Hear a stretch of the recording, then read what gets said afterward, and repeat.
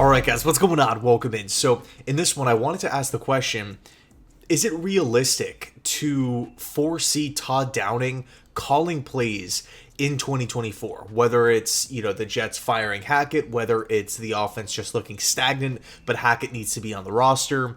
And the reason why I ask this is because it stems from a report that we had during mandatory minicamp where Todd Downing took over play calling duties from Nathaniel Hackett. Now, look, I don't want to read too much into it and say, oh man, like there's more to the story than, than meets the eye. And the Jets, of course, downplayed it, basically just experimenting with some things. But if we start putting the pieces together, right, connecting the dots, if you will, there's actually a lot of signs that point to this not actually just being this like cute little exercise that we're just doing in minicamp for no apparent reason, right? So the first thing that we need to talk about is last year. It was an absolute disgrace. Like, we've seen some bad offenses as Jets fans here, but to me, last season topped it with just the amount of incompetence. Just everywhere you looked, running the ball, couldn't do it. Passing the ball, couldn't do it. Protecting the quarterback, couldn't do it. Could we run block? No. Did we have injuries? Yes. Could we call a good game? Nope. Could we game plan? Well, nope. It was just so hard to watch. It felt like literally the only answers that the Jets masterminds had on the offensive side of the football, the only thing that they could come up with is give the ball to Breece Hall. That's it. So we can look at the lack of creativity offensively. We can look at the team rankings. We can look at the stats. We can look at the historically bad numbers, the poor quarterback play/development, everything that goes into it, and say, yeah, that offense needs a lot of work. And from the Jets side of it, it was, well, hold on. Well, Rodgers is coming back. He was hurt, and that's the whole reason why everything went awry. In my opinion, that's not a good enough excuse. One player goes down, you just mail in the season. Just give me a break. I'm not about that, right? But that's what the Jets are going with. It's a new year, 2024, and as we stand right now, Aaron Rodgers is healthy. But again, the fact remains the same. When we look at Nathaniel Hackett's offense, whether it's with the Jets in 23, with the Broncos before that, it's just, there's a lot of question marks there. Point number two, we actually got reports in the offseason that the Jets were looking into maybe diminishing Hackett's role to a certain degree. We can talk about the reports that the Jets were maybe looking for an offensive advisor.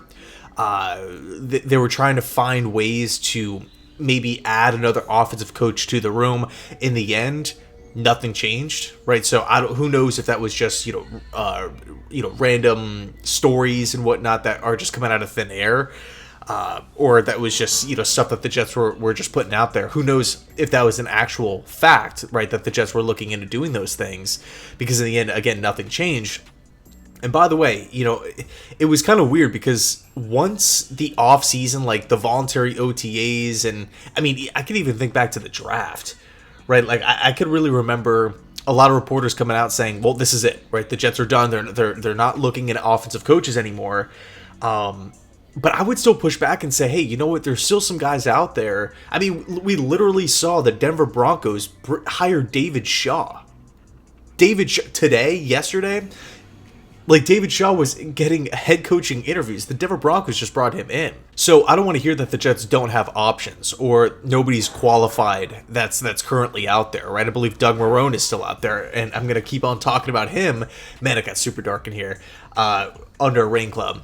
I'm going to keep talking about Doug Marrone until he's on a team because I feel like he would really bring a lot. He would really check a lot of the boxes that the New York Jets need, in my opinion. But again, we had the reports that the Jets were looking to add to the offensive room. We've had reports that the Jets were looking to diminish Hackett's role, but keeping him as like the offensive coordinator title so it doesn't rock the boat. We can look at last season's offensive ranks and performance. We could also talk about, and this is the third point here, Todd Downing's experience with calling plays before in the past. He's done it 3 times, 2017 with the Raiders, 2021 with the Tennessee Titans, and 2022 with the Tennessee Titans. Now, Downing ultimately got fired with the Tennessee Titans. Let's take a look at Todd Downing as an offensive coordinator. Where did his offenses stack up? Starting with 2017. If we think back, it was the Derek Carr-led Raiders. Amari Cooper was on that offense. This is back in the Jack Del Rio days. So the Raiders were 23rd in points. They were 25th in the running game, 25th in rushing, and they were 23rd in passing. Right, Derek Carr actually had a pretty good year, 22 touchdowns, 13 picks, and threw for just under 3,500 passing yards. But as a whole, the Raiders were 6-10 to end the season. And also, if we think back to that Raiders team, atrocious defense. Horrible defensive play. The offense always kind of felt like it had to play catch up because the defense was just getting scored on left and right. So in 2017, of course, the Del Rio era ends after that, so they cleaned house.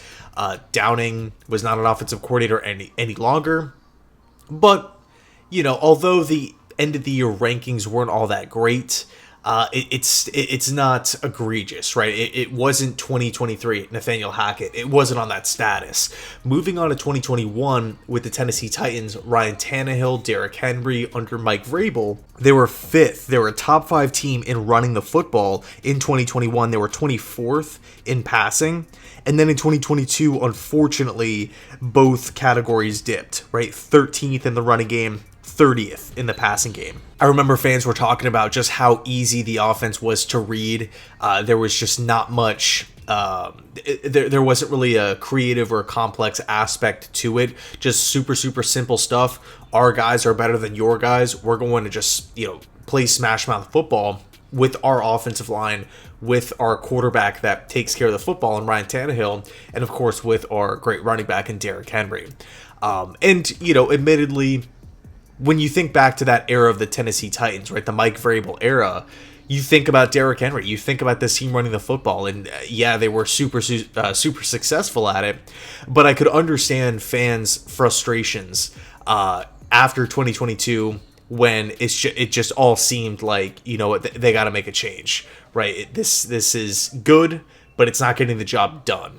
So to me, this is just pure speculation here, but based off of, again, the points that we talked about before, you just kind of feel, or I just kind of feel, as though the Jets are just tinkering a little bit. This isn't just, hey, let's just do this to be funny, or let's just do this to, have a change of pace, in regards to letting Downing call plays in one of those minicamp practices. It kind of feels to me like, let's just get another voice in the room, a prominent voice, and just hear or maybe see how somebody else does it with this same exact group. So, look, it's late June here. I don't want to sit here and say Todd Downing is going to be the new team's play caller. I'm not going down that route. But, again, reading the tea leaves, understanding where Todd Downing has came from, Raiders, Tennessee, he's called plays before, looking at how last season went, it wouldn't surprise me if the Jets have a bottom 5 offense through the first, month and a half of the season, I wonder if they would actually, maybe strip play calling duties away from Hackett and give them to Downing. I mean, there were talks of the Jets doing it last year. So if we stumble out of the gate again, we're struggling, especially with, the teams that we're playing against.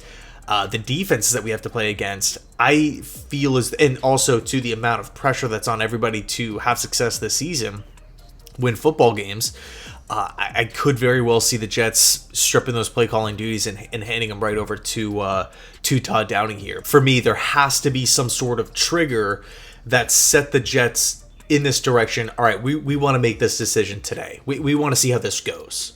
So, is there more to this, or is it just a fun little exercise that doesn't really have anything to do with anything, according to the Jets? So anyway, let me know your thoughts down below. Thanks so much for watching. I appreciate it. And as always, go Jets.